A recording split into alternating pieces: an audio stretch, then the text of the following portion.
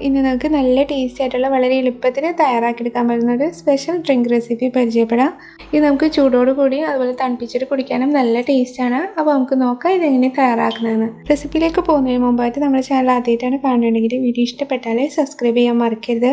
അതിൻ്റെ തൊട്ടടുത്തുള്ള ബെല്ലൈക്കൻ കൂടിയും പ്രസ് ചെയ്തിട്ട് അതിൽ ഓൾ എന്ന ഓപ്ഷൻ കൂടി ഒന്ന് ക്ലിക്ക് ചെയ്യാം. എന്നാലും നമ്മൾ ഇടുന്ന റെസിപ്പീസിൻ്റെ നോട്ടിഫിക്കേഷൻ കറക്റ്റായിട്ട് കിട്ടും. അപ്പോൾ നമുക്ക് റെസിപ്പിയിലേക്ക് പോകാം. ഞാനിപ്പോൾ ഈ ഡ്രിങ്ക് റെഡിയാക്കി എടുക്കാൻ വേണ്ടിയിട്ട് ഇവിടെ ഒരു പാൻ അടുപ്പത്ത് വെച്ചിട്ട് നന്നായിട്ട് തന്നെ ചൂടായിട്ടുണ്ട്.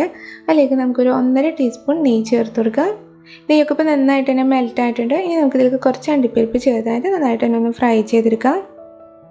അണ്ടിപ്പരിപ്പ് ചെറുതായിട്ടൊന്ന് മൂപ്പായി തുടങ്ങിയിട്ടുണ്ടെങ്കിൽ ഇനി ഇതിലേക്ക് നമുക്ക് കുറച്ച് ഉണക്കമുന്തിരിയും കൂടി ചേർത്ത് കൊടുക്കാം. ഇപ്പോൾ അണ്ടിപ്പരിപ്പും ഉണക്കമുന്തിരി നന്നായിട്ട് തന്നെ ഫ്രൈ ആയിട്ടുണ്ട്. അപ്പോൾ നമുക്കിത് ഇതിൽ നിന്ന് മാറ്റി കൊടുക്കാം.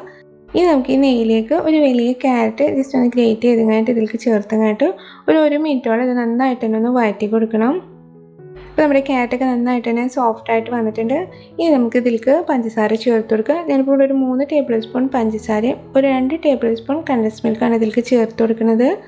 കണ്ടൻസ് മിൽക്ക് ഇല്ലാന്നുണ്ടെങ്കിൽ പഞ്ചസാര തന്നെ ചേർത്ത് കൊടുത്താലും മതി.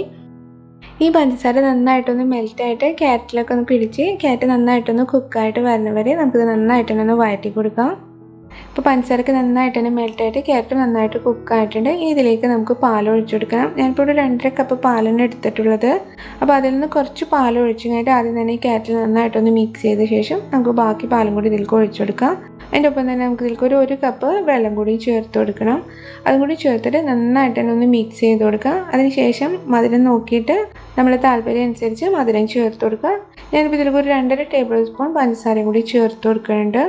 ഞാനിപ്പോൾ ഇവിടെ ഒരു 4 ഗ്ലാസ് ഡ്രിങ്കാണ് തയ്യാറാക്കിയെടുക്കുന്നത്.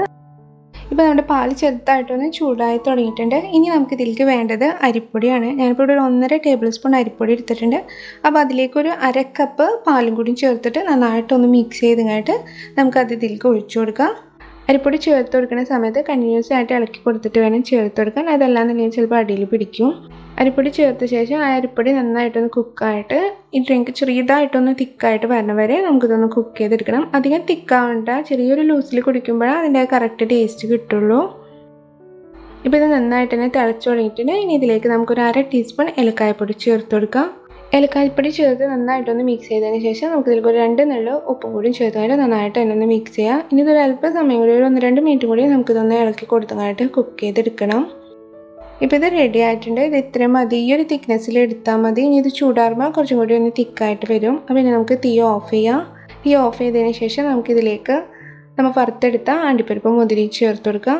അതിൻ്റെ ഒപ്പം തന്നെ നമുക്കിതിലേക്ക് ഒരു 5-6 ഈത്തപ്പഴം ഈ രീതിയിലൊന്ന് ചെറുതായിട്ടൊന്ന് കട്ട് ചെയ്തങ്ങായിട്ട് അതും കൂടി നമുക്കിതിലേക്ക് ചേർത്ത് കൊടുക്കാം.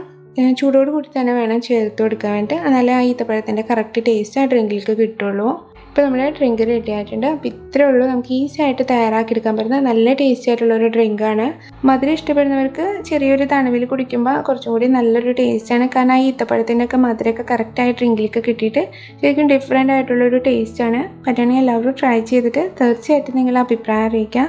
വീഡിയോ ഇഷ്ടപ്പെട്ടാൽ ലൈക്ക് ചെയ്യാൻ മറക്കരുത്. അപ്പോൾ നമുക്ക് വീണ്ടും വേറൊരു റെസിപ്പിയുമായി കാണാം. താങ്ക്